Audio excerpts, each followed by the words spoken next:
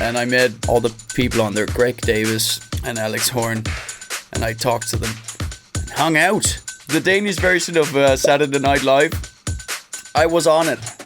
Remember? It didn't make me feel good. What the hell?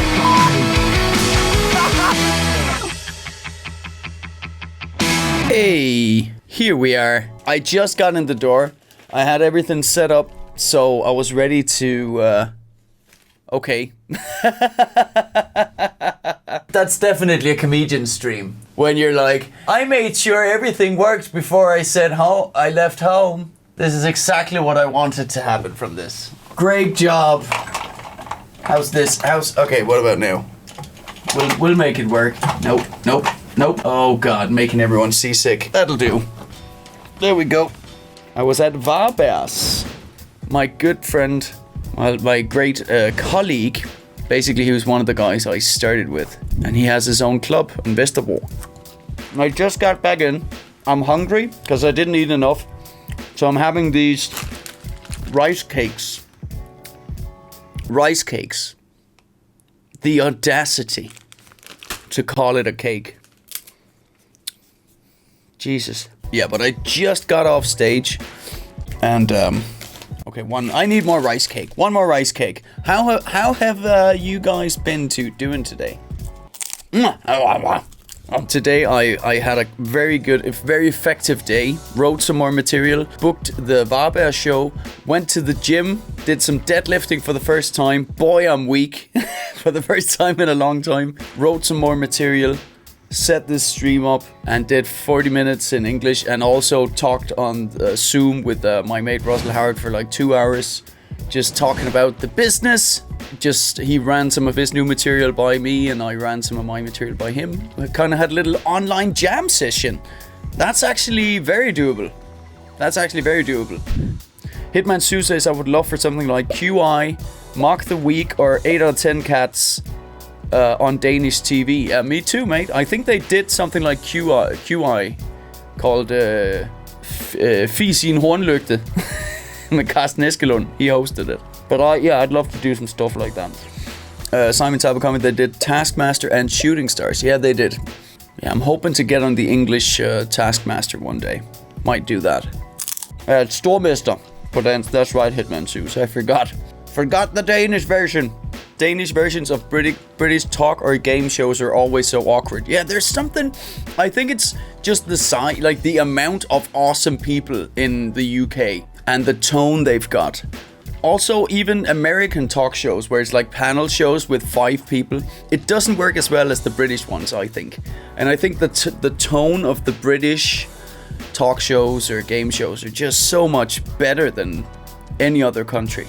It's got this tone that's just very dry, and there's so many smart, cool people who want to do it, who want to do the panel shows.